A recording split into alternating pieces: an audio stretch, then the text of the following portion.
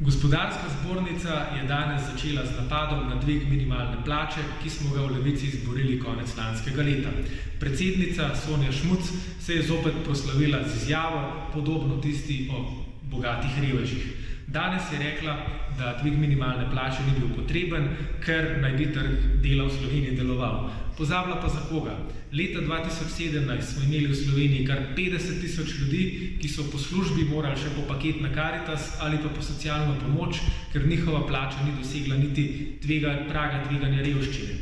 Drugič, gospodarska zbornica pravi, da naj bi dvig minimalne plače povzročil propadanje podjetij. Seveda pri tem spregleda, da so se profiti skokovito povečevali v zadnjih letih. Leta 2013 so znašali 169 milijonov evrov, leta 2018 že 4,2 milijardi evrov. Kar nam v resnici gospodarska zbornica sporoča je, dragi zaposleni, državljani, teh milijardnih dobičkov nismo pripravljeni deliti z vami.